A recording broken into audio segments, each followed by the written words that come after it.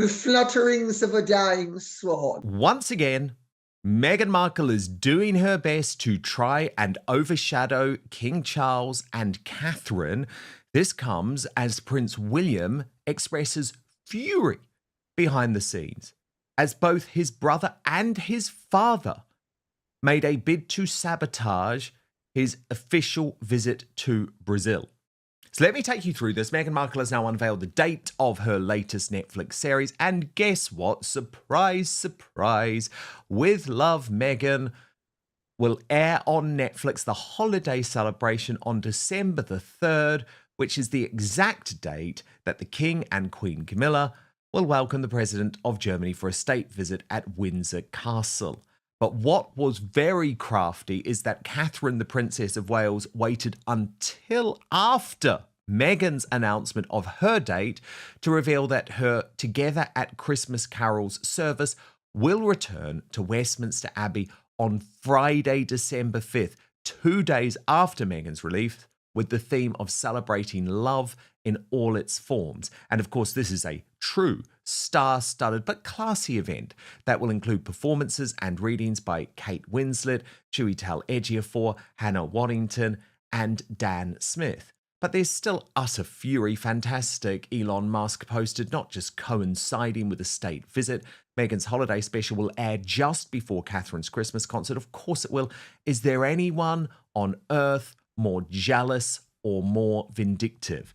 But what I find so fascinating about this lady, Colin Campbell, who, by the way, joins us on fine form from her hospital bed as she recovers from this broken pelvis. But what fascinates me, Lady C, here is that yet again, this whole Netflix thing has been a disaster. Like, Meghan claimed that the special was going to be released in November, and then all of a sudden it's delayed until after Thanksgiving, yet she's still not prepared to call it a Christmas special. What is going on?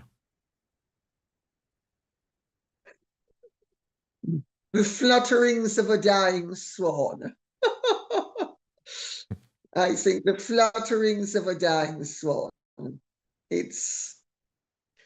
I actually am beginning to be very entertained by Meghan's ever increasingly desperate and pathetic attempts to be a swan living with grace when it's obvious that she's a dying swan. And, you know, it was never a Christmas special. It was never going to be mooted as a Christmas special. It couldn't stand the competition of being a Christmas special. And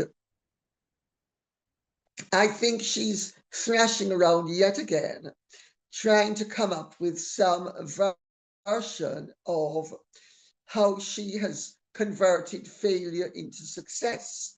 And when she's forced to dump something, it's not that she's forced to dump it. It's that the people who are dumping her have given her an opportunity to find a new way of doing things, you know? So, for instance, she doesn't need to do hour-long specials on boiling potatoes or, you know, boiling spaghetti. She can do it all in 2 minutes. And that's not because Netflix wants to dump her. It's because she has found a way to beat the system so that she will improve upon Netflix's failure to capitalize upon her outstanding success. I mean, I don't know what you think, but I just think that everything she comes up with is so pathetic. It's so pointedly pathetic. What do you think? 100%. And I mean, this week, Lady C, we saw her making the most ugly bagel I think I've ever seen in my life. I mean, have you seen this, ladies? I mean, look at number one, the nasty way that she plonks that cream cheese on. Remembering she's meant to be a food influencer.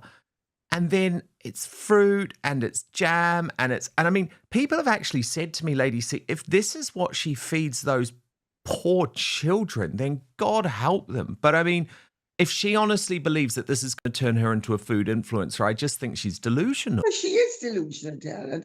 I mean, I think, aren't we all more or less aware of the fact that anything to do with Meghan and food and entertainment has flopped? I mean, she set herself up as somebody who was going to turn ordinary everyday activities into something special by elevating them. So what's the ordinary everyday activity that she's going to elevate? So you're going to buy a pack of crisps and put them in another packet. You're going to waste your time writing faux labels to faux guests so that you can have faux contents in the faux series that everybody's going to believe is real. I mean, the woman, I think, is so delusional. And what to me is really interesting is that Netflix had no choice but to go with the bottom of the barrel. And let's remember, Netflix had a lot of involvement in all of this. Netflix went into tremendous trouble and expense to try to turn this turkey into a fine racehorse, and it wasn't able to succeed. And I mean, I wouldn't be surprised if Netflix and Meghan have little or nothing to do with each other in the future, unless, of course, they're going to have her reading her divorce memoirs. I was so distraught. H turned out to be such a racist. He said to me, but Meg, the baby, he said, you're not black enough for me. I mean, what else, girl, to do? Why do you think I've been browning up for all these years? It's because H said to me, I'm not black enough. And I mean, everybody thinks that racism is when you're pretending to be too white. Well, I pretended to be too white for years and got away with it. But it's when I had to pretend to be too black that the problem started. I mean, the whole thing is a study in insanity. Yeah. Yeah. And then I want to come to William's anger about the behavior, not just of Harry, but also his father too. This exclusive reporting from Tom Sykes, who writes, Lady C, the royalist has learned that Prince William was left hurt and angry after his father, of all people, stole the spotlight from him, staging a headline-grabbing investiture for David Beckham as William's Earthshot Awards were kicking off in Brazil. For William, who has spent 5 years turning the prize into his signature platform, the timing, even though the investiture was long scheduled, was more than a clash of diaries. It was seen, according to friends, as a deliberate snub. The decision by King Charles to knight Beckham after 14 years was greeted by William's friends with disbelief. Of all weeks, one friend of William's told the royalist, this was the one week he needed the family to be pulling for him. Instead, it felt like they were pulling against him. He was left hurt and angry. The Earthshot Prize, conceived by William to fund climate innovation through 5 $1.3 million grants awarded annually, is the most precise articulation of how he intends to reign: practical, global, and apolitical. This year's ceremony, held in Rio de Janeiro, was meant to signal both his maturity and his father's trust, with William also representing the king at the COP30 environmental conference in Belém later in the week. But instead of the seamless royal choreography William envisaged, his trip unravelled into a succession of distractions. The family sabotaged it from beginning to end, the William friend said. It was pathetic, like the worst of the bad old days. On the day his plane landed, Prince Harry's team announced a parallel quasi-royal tour of Canada, scheduled miraculously to overlap with William's itinerary. Meghan Markle's PR team then leaked news of her return to acting to The Sun midweek, instantly derailing British coverage of the Earthshot Prize. The irritant of the Sussexes is old and familiar, but what stung William much more, Tom Sykes is told, was the betrayal from inside the tent. David Beckham had waited 15 years, said a former courtier, and they had to do it this week. When you think of how gracious William had been paying tribute to his father's work in his speech, it's a slap in the face. I'm afraid Charles still can't bear not to be the centre of attention. If he couldn't be at COP30 himself, then nobody was allowed to have the moment. The King's allies insist it was a coincidence without malice. His Majesty is immensely proud of his son's work, a friend of Charles told the Daily Beast. Investitures are scheduled months in advance. One friend of the King's, however, did concede that there is an increasingly delicate father-son dynamic, dramatically worsened by William's open contempt for the shambolic way his father handled the ex-Prince Andrew crisis and continues to handle the Harry issue. Since the King's terminal cancer diagnosis, the balance of royal power has shifted. William is now increasingly demanding the right to lead long-term planning, public messaging, and crucially crisis management. As the friend puts it, the change of reign is happening in real time, whether they admit it or not. Charles, however, has no intention of fading into the background. He insists on maintaining a full public schedule, sometimes to the alarm of Camilla and his doctors, and he guards the symbols of kingship, audiences, investitures, the odd glittering photo call as fiercely as ever. Friends say that having waited his whole life for his role, he's not about to start taking instruction from anyone, even his son. The Beckham affair, trivial on its face, is the perfect metaphor. The king, ill but determined, still demands to be the headline act. The heir, already governing in many people's mind, is trying to build something lasting in the space his father won't vacate. The king sometimes feels he's been airbrushed out of his own legacy. One family friend said, it's not deliberate on William's part, there is a cold professionalism about him. The message is the future starts now. Charles finds that almost unbearable. In the Amazon, one of the scripted remarks William delivered was about the duty each generation owes the next. It seems William doesn't think his father has got the message.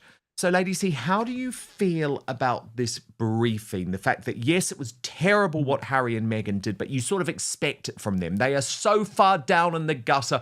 Of course, they are going to purposefully try and sabotage William's big moment in Brazil, which they did. And in some ways, it was successful because, of course, Meghan ended up on the front pages with her return to acting, which is, of course, an incredibly desperate move on her part. But William's disappointment seems most to be with his father and the fact that the David Beckham investiture was on this week. Well, Dan, may I make one or two points? Please. The first one is that everybody now expects Harry and Meghan to try to come up with a spoiler. And the fact is, they're no longer able to spoil anything. What they will do is they will say something and it gets reported upon. But the days of Harry and Meghan actually stealing anybody's thunder are over, in my view. So when Meghan does her nonsense and Harry does his nonsense in Canada, it's actually the pathetic example of attention stealers whose ploys no longer work. The press report upon it, but does it actually take away any real attention from what's going on? I don't think it took away any attention from the Earthshot Prize or anything to do with the Earthshot Prize. I think where the King and William are concerned, it's the fact of the matter is that anyway you cut it, investitures are agreed months in advance, and those being invested are informed months in advance. This conflict of scheduling will have been known to both households, if you wish to regard it as a conflict of scheduling. But there is another way of looking at it, which is it was not a conflict of scheduling. It was knowing that Harry and Meghan would try to come up with something. They were going to show that both the king and William could actually continue to have the spotlight upon them, and that sharing the spotlight wasn't going to actually steal it from either of them. So I'm not sure I agree with the interpretation that this was some dreadful deliberate conflict.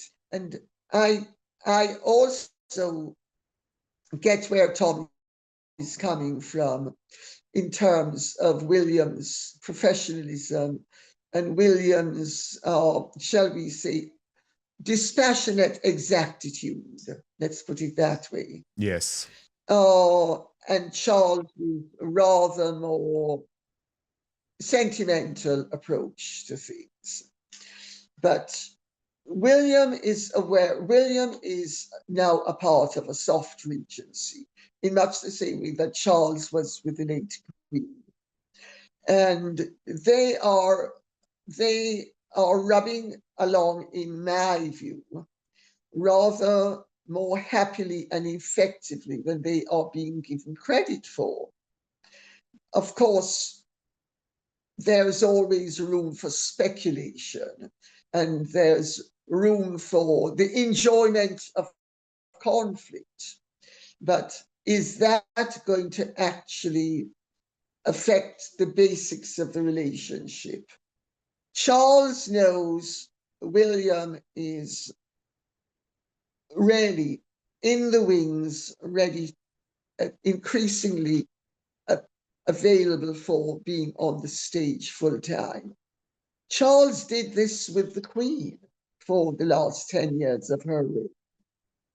And so I honestly do not see that the personal difficulties that some people would like to believe exist really do exist.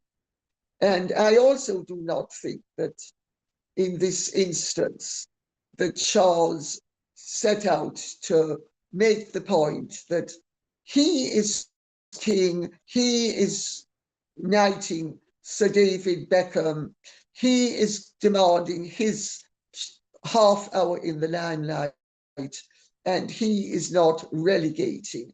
I think the fact of the matter is that with rolling news being what it is, it's not like in the good old days where there was only space for one major story per diem. Now there's room for more than one. And I think the households are taking that into account and behaving accordingly. Maybe I am taking a more measured and sophisticated view of it than other people, but that's my view. Lady C, I just want to ask you about some new exclusive reporting from Andrew Lowney, who is the author of the book entitled, which was, of course, in part behind Andrew Mountbatten Windsor's downfall. Now, you know, around all of that case, there has been some briefing, which I've found quite unpalatable, against the late Queen Elizabeth II. He is pushing back against that somewhat, with Buckingham Palace sources insisting that the Queen was forced by Prince Philip to turn a blind eye to Prince Andrew's, what he describes as a sex addiction. So let me just take you through this reporting, Lady C, then I'll get you to react. Andrew Lowney breaks on his Substack a top Buckingham Palace source revealed exclusively today to the Lowney Report that the Queen was deeply concerned for years over her son's erratic behaviour. Still, she was forced by Prince Philip to, quote, ignore it all. Her Majesty and Philip were deeply concerned because their son became obsessed with sex and it interfered with his royal responsibilities, the top source revealed. They were aware Andrew preferred spending excessive lengths of time pursuing sexual activities rather than focusing on his duties. It ranks high among the biggest regrets the Queen had. The source pointed out another regret the Queen had when it came to acting too slow. The other was the Aberfan disaster back in 1966, when the Queen faced massive public dissent for waiting 8 days before visiting the Welsh mining village where a slag heap collapsed, killing 140 people, primarily children. Until the day she died, that tragedy remained one of her biggest regrets. But Lady C, what do you make of this counter narrative which has now been pushed to Andrew Lownie to try and defend the Queen? Because you remember a couple of weeks back in the Sunday Times, King Charles's allies were saying, well, this is all of the late Queen's fault, Lady C, and I didn't like that. Well, Dan, quite frankly, I find the whole thing so distasteful and so regrettable. And I mean, I feel as if I'm swimming in a sea of feces. I'd much rather not be a part of any of it. Having said that, Angeloni has a very interesting take on Andrew's life. I know people who know former Prince Andrew very well. And I'm not going to mention any names, but some of these are household names. And not one of them recognizes the sex fiend that Angeloni and his people come up with. Maybe Andrew was as discreet as Jeffrey Epstein and nobody knew anything about his activities. I find that very, very unusual. I am delighted to see that Angeloni is not going to be trying to trash the late Queen over this. I can see where it creates an opportunity to not only trash Prince Philip, but also to open the door onto the fact that maybe Andrew inherited things from his father that will give source to another book or two, or maybe 3 or 4. I actually am very disturbed by the level of reportage that has been taking place recently in terms generally across the board with the newspapers generally. And I'm speaking about both the reputable newspapers and the disreputable publications. And some of the things that are being asserted as fact are so bizarre and so clearly fiction. If you really know the people and what has gone on, that you, I mean, if this all makes for fantastic news coverage.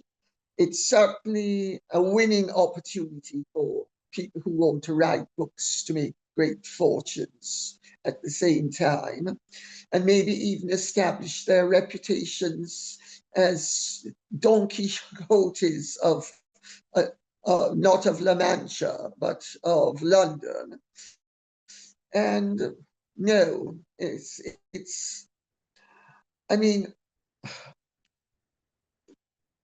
it will be interesting to see 5 or 10 years from now, when people look back at this phase, whether they're going to hang their heads in shame and embarrassment for some of the hypotheses that were presented as if they were factual, when many people knew they were farcical, and many supposed authorities should have known they were farcical. Just because something is printed in a gutter press newspaper and is then published in a book 20 years later doesn't make it factual. And I'm sorry, a lot of this is I think it's actually frightening what's going on. And I don't think that people understand the danger that this presents to our nation and to its stability and to its sorry, I'm just checking on something, and to our well-being as a nation. It's I think it's pretty frightening what's Well, going on out it is there. empowering the Republicans without any doubt. Lady C, I know you've got to get back to looking after yourself, but thank you so much for being here. We've been worried about you. We are sending you so much love and support. Getting home next week to Castle Goring, I know, is going to be such an important part in your recovery, but we adore you. And of course, Lady Colin Campbell is continuing her broadcasts temporarily from her hospital bed at her YouTube page, which you can find by searching for Lady Colin Campbell. Lady C, thank you. God bless you. We will see you very soon. And of course, if you do want first access to the Royal Uncancer. Investigators in the United States have reportedly uncovered a series of emails that appear to cast new light on long-standing allegations involving Andrew Mountbatten Windsor and the late financier Jeffrey Epstein. According to sources reviewing more than 20,000 pages of communications and supporting documents released during the week, one message in particular has drawn significant attention because of its implications. The message was sent by Ghislaine Maxwell, the British socialite long associated with Epstein and later convicted of sex trafficking offences. In an email dated January of 2015, which was written only a few days after Andrew was named in United States court filings, Maxwell stated that she had been asked to distance herself from Epstein in a public statement. She indicated that she had also been instructed to assert that she was unaware of any massage involving Andrew taking place in her London residence in the district of Belgravia. Observers stressed that the wording suggested she had not denied that an encounter occurred, but rather had been told to claim ignorance of it. Epstein, in his reply, reportedly told Maxwell that he was speaking with another attorney and would provide her with guidance. Analysts examining the correspondence said the exchange could intensify the pressure on Andrew to respond to questions that have remained unresolved for many years. The newly revealed emails also include a message apparently written by Epstein in early January of 2015, in which he expressed a desire to protect a former girlfriend, seemingly referring to Maxwell. He stated that she had never been questioned, subpoenaed, or publicly named at that time, and that he had attempted to shield her out of respect. He also mentioned that she had travelled with him frequently and had accompanied him to multiple residences and on numerous flights.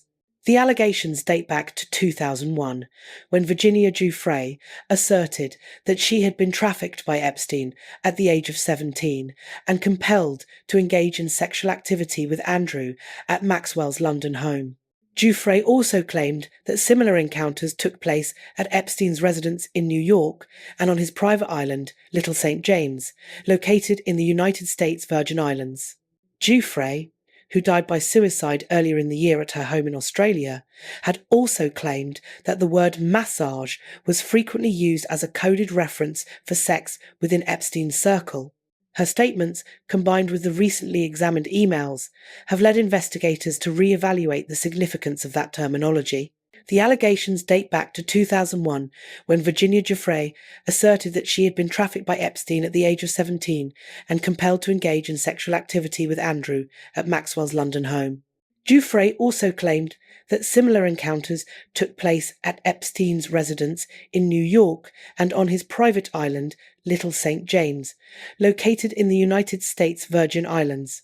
Andrew had previously suggested during a high-profile interview with the British Broadcasting Corporation that the photograph might have been altered, adding that he had no memory of meeting Giuffre at that time. Further testimony from Tony Figueroa, Giuffre's former high school boyfriend, adds to the narrative.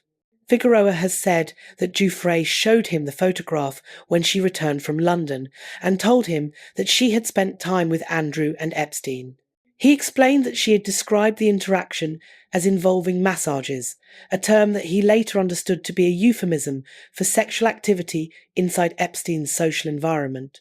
The newly revealed emails also include a message apparently written by Epstein in early January of 2015, in which he expressed a desire to protect a former girlfriend, seemingly referring to Maxwell.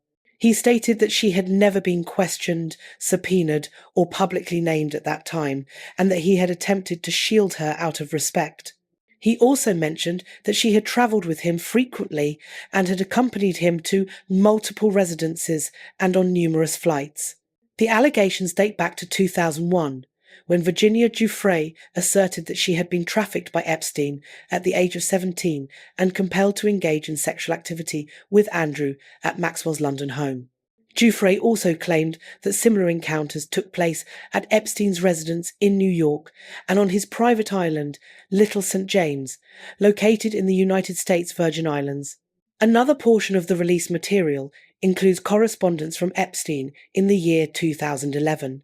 In one message, he indicated that Giuffre had indeed been a passenger on his aircraft and had been photographed with Andrew, noting that various employees had taken similar photographs. This statement has been interpreted as supporting the authenticity of a well-known image showing Andrew with his arm around Giuffre, taken when she was 17 years old at Maxwell's London residence.